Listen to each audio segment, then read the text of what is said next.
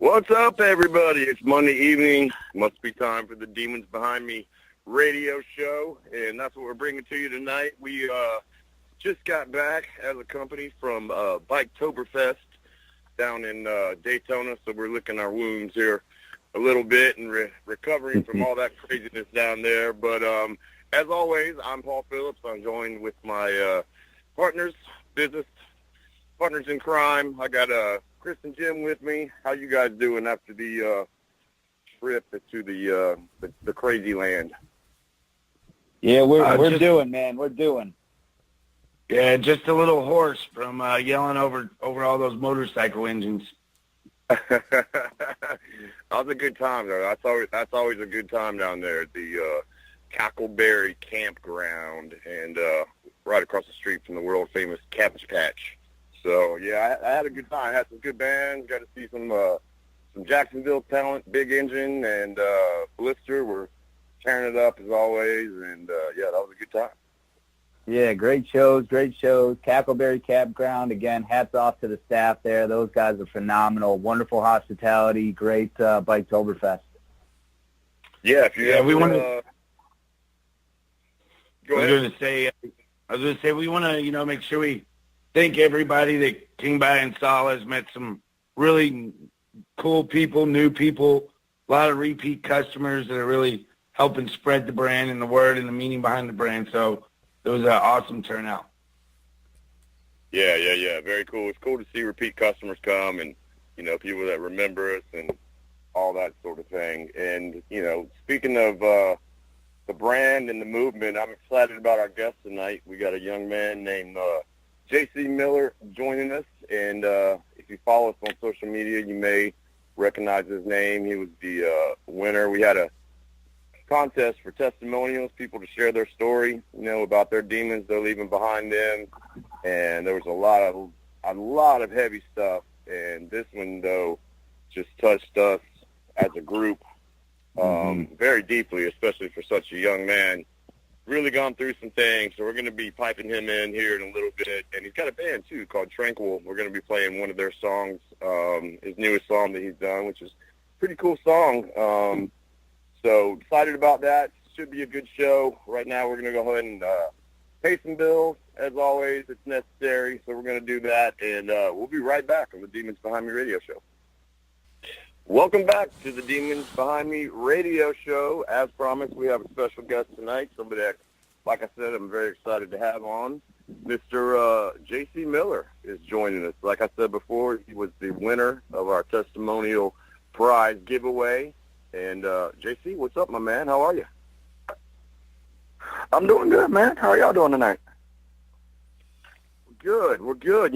Just doing this radio thing here, sharing some stories of inspiration and overcoming the past. And, you sent in your testimonial to us, and it was very, very touching, which is why you got chosen to be the winner of the prize giveaway. And we kind of, we wanted to dig into that a little bit and,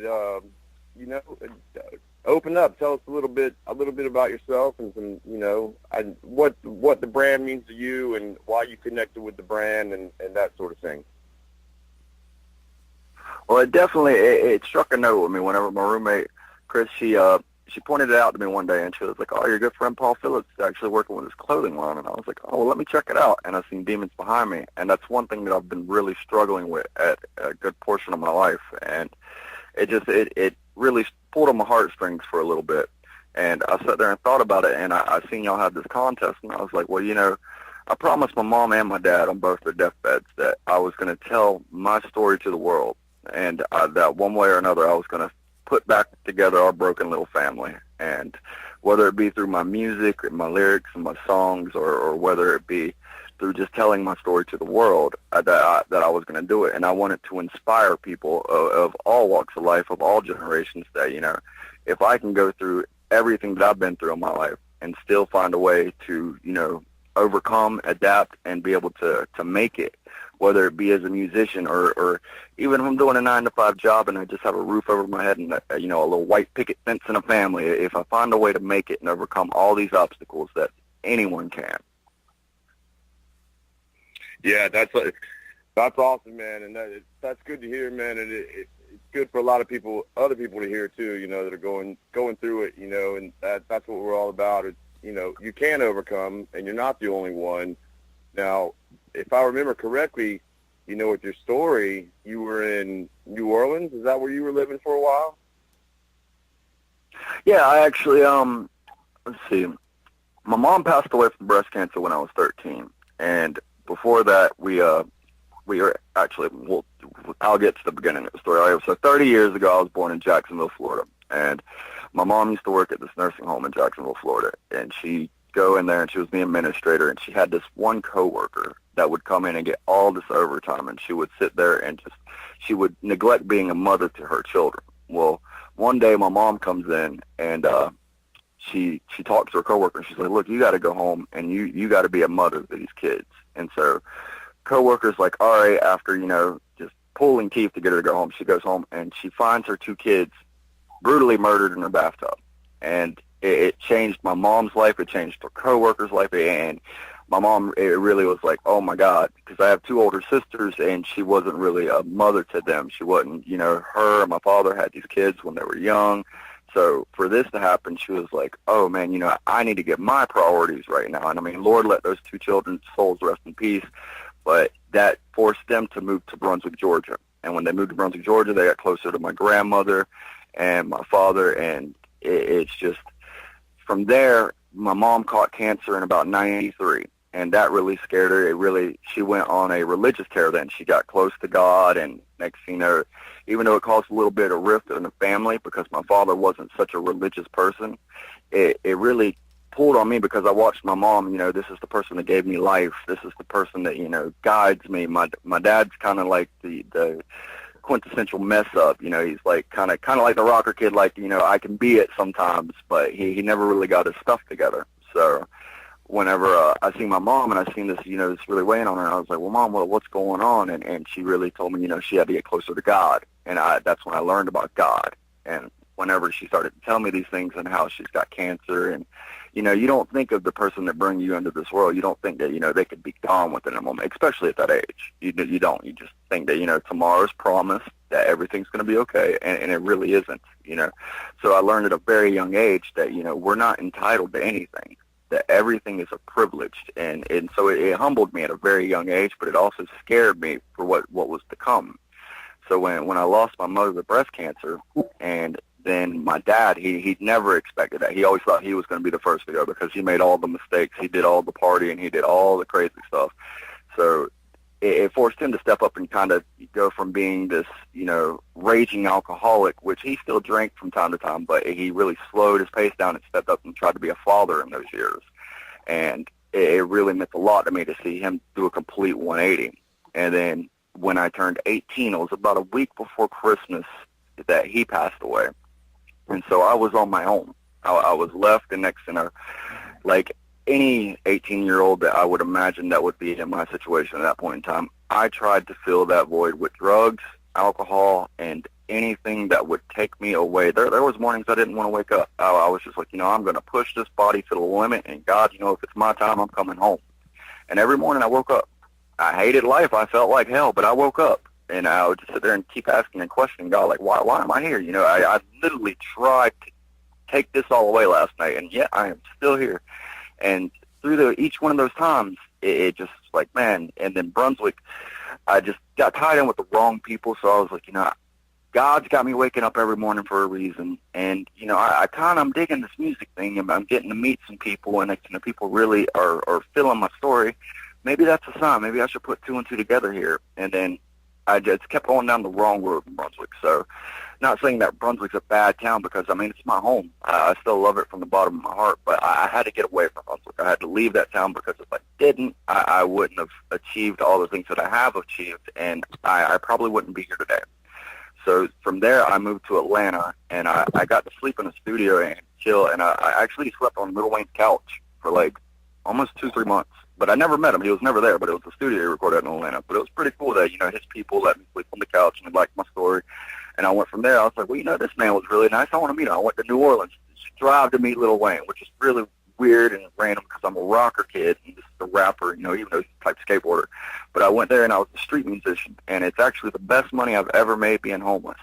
I mean, New Orleans is an amazing town, but it's also a very violent town and very scary because Halloween night, 2011, I was walking down Bourbon Street, and I was hanging with a couple friends that I met, and I wasn't in my right mind. I would definitely admit that, but I remember we got probably about, I don't know, maybe half a mile away from Canal Street, which is like the main road right there by Bourbon and everything, and I watched this guy get shoved out of a bar. And when I seen him get shoved out of the bar, it's Halloween, everybody's dressed in costumes, and I figured, oh, man, there's a drunk guy getting kicked out of the bar. Well, the guy reached for his waist, and he grabbed a gun, shot the dude twice in the chest and once in the head. And I went from being butch to, real fast. And so after seeing that, the dude turned and he opened fired on the whole crowd. And I turned and I ran. I really, that was probably one of the most genuinely scared moments I've ever had in my life, for the exception of losing my parents. It was insane. And so I ran as fast as I could, and next thing you know, I tried to turn down another alley, and when I see cops doing drive-bys with gangsters, and I'm like, man, Woke up the next morning, and I was like, packing my bag, I got to get out of here. But the lessons that I learned in New Orleans, they're from the kindness of the locals and the music, how the music's really in everybody's life. It's an amazing part of the culture there. I really loved it, and that struck a note with me as well. But that moment of seeing how, you know, that senseless act of violence, and that people can do that for stupid reasons. I don't know why the guy came out in the club and did that, shot a bunch of innocent people. 13 people died that night. You can actually go research that on YouTube or any news outlet that's in New Orleans. 13 people died that night. And for me to be within, like, I would say, you know, maybe 40, 50 feet away from it, it was like, damn. I woke up the next morning sitting there thinking, God, here we are again. You know, last night I was out, I was being dumb, but yet you let me wake up. You know, there was innocent people that died that probably doing way better than I was, but here I am again. So God kept telling me, you know, you got a reason to be here. And I kept trying to figure that out in my own way. And I'm pretty sure you have, and each one of you have had God tell you in your own way that, you know, you have a purpose. Mm-hmm. Agreed, 100%. And I just speaking to you, I've been there in the same spot with this not wanting to wake up, you know, and I unfortunately I did things too that I probably shouldn't have woken up. And same thing, I woke up like, wow, that and when I wake up, I'm like, thank God I woke up. You know, I can't imagine if I didn't wake up, what was I thinking? You know, and I've done it more than once. So I can connect with you on that. And then, you know, you bring up the music thing, which I think is great. I mean, maybe that's, you know, like you said, you got a purpose, you got a reason to be here, and maybe it's, you know, share your story through your music. I mean, you know, share your personal lives. I mean, me personally, when I write music, I like to write from the heart. So I'm pretty sure that you're the same way. Exactly. I remember it was a year to the month after my mom passed away. I was 14 years old, and I remember turning on the TV. And when I was little, I always wanted to be like my older brother. My older brother was my superhero. He was the person that I strived to be. And I remember it was like 1992 or 3 we seen Nirvana for the first time, and that was his favorite band. So obviously that was my favorite band. Now some of us has changed, and some of us is still the same. My brother's obviously that's not his favorite band anymore, but it's still mine. But I remember hearing in 2002, I remember hearing "You Know You're Right" for the first time, and I was like, it was like a ghost. It really felt like a voice that I haven't heard in years just came and it struck that note with me. And I remember telling my dad, I was like, I'm going to record a song like that one day at that studio. And mind you, you know, my mom just passed away. We have no money because my mom was the breadwinner, and next time we're living without power. You know, I just got to hear this song on the radio, and my dad was like, you know, that's a good goal to strive for, but, you know, if you don't achieve it, don't let it break you. And I was like, no, there ain't no, I'm going to achieve this. And in 2014, you know, after telling myself for years, I ended up at Robert Lang Studio, and I got to record with the mic that Kurt Cobain recorded that song with, using Dave Grohl's custom amp. And I had Aaron Burkhart, who was the very first drummer for Nirvana there, actually in attendance while we shot a music video for that song. So it showed me that, you know, no matter how hard life may be, if you really believe in something, you can achieve anything you put your mind to. Agreed, 100%. You said it well. And, you know, while we're talking about music, you got a new song that you actually sent me. You know, me and you have never actually met, but we talk on Facebook and whatnot, so I keep up with you. And, you know, you sent me a new song. We got that queued up. We're going to go ahead and play that. Your band is called Tranquil. Everybody check that out. You can check them out. And this is a new song called Precious Waste of Time.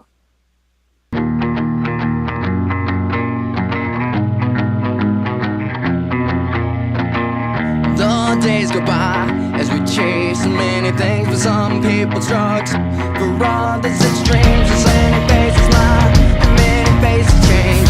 Nothing lasts forever, but some things never change. Some will never try, yet always place the blame.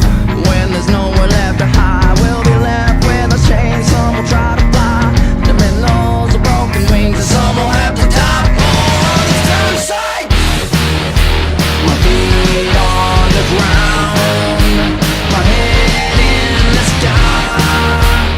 Nowhere to run, there's nowhere to run. The needle tears a hole, the hole creates a high. Pulls to show me to God, more me about to die.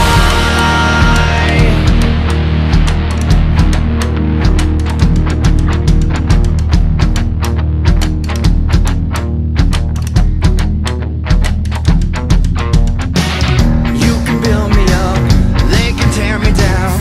You can nail me to your cross while everyone's around. Break me on display for the world to see. I will gladly die for the things that I believe. My feet on the ground, my head in the sky. Nowhere to run, there's nowhere to run. The needle tears a hole, the hole creates a high. Pulls to show me to God, more me about to die.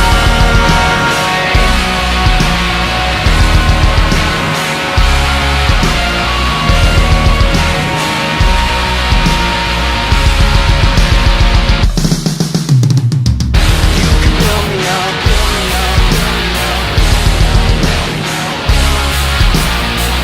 they can tear me down.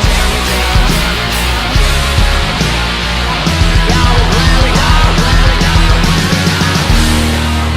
My feet on the ground, my head in the sky. Nowhere to run, there's nowhere to run. The needle tears a hole, the hole creates a high. Pulls to show me to God, more me about to die. And the hole, more me about to die. And the hole, more me about to die.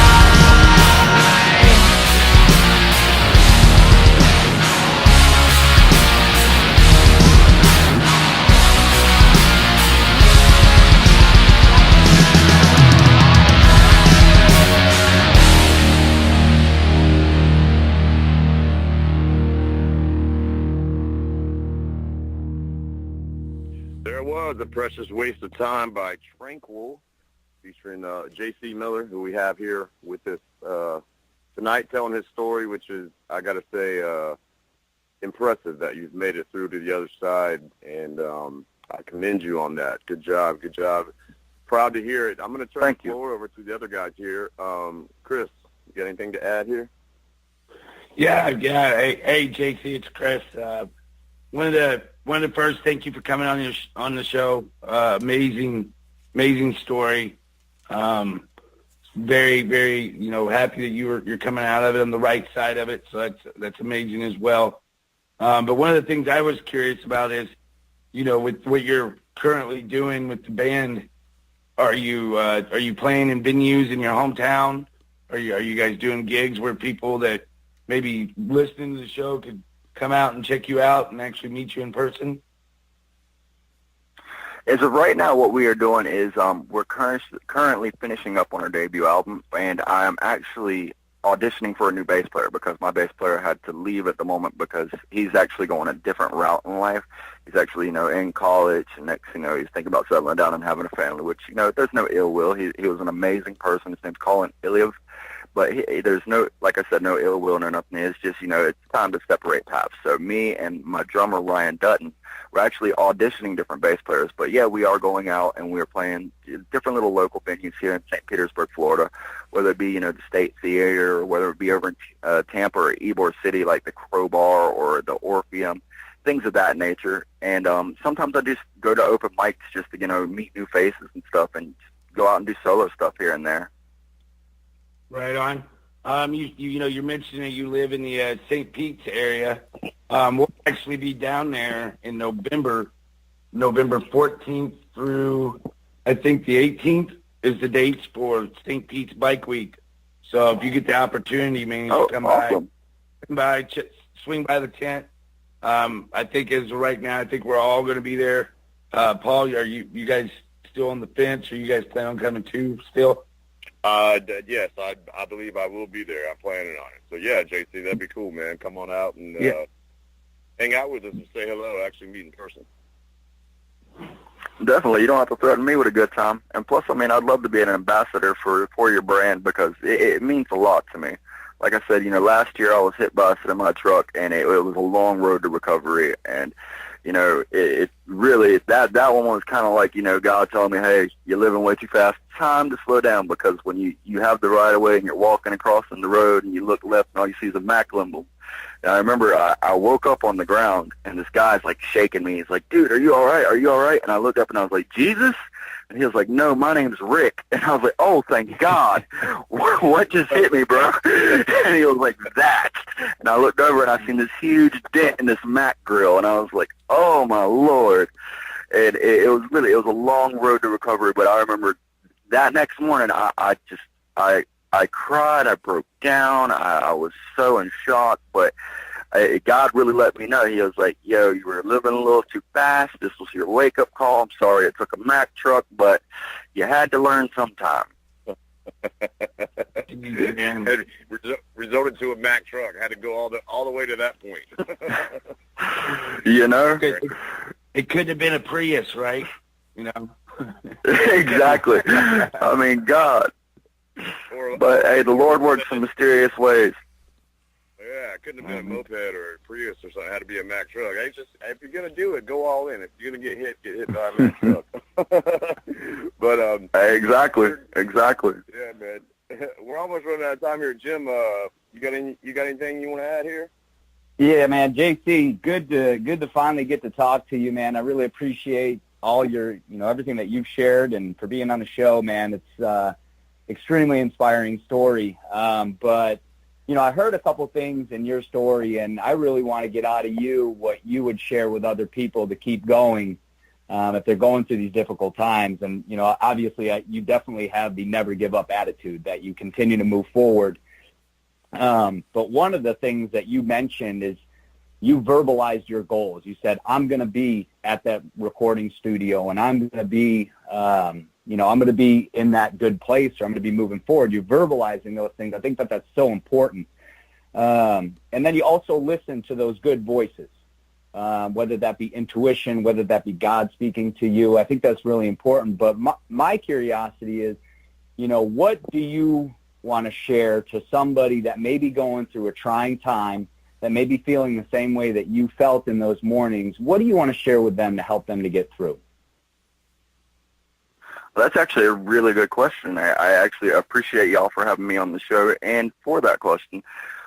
As for sharing, what I would like to share is, how do I put it? I'd like to word this the right way. Like, I don't want to be, the, how do I say, cliche, never give up guy. Don't get me wrong, I am, and I'm proud to be that. But the thing is, I want to teach people that, if you're going through this, or even if you haven't gone through this, and you might go through this one day, I want to show people that nothing in life is entitled to you.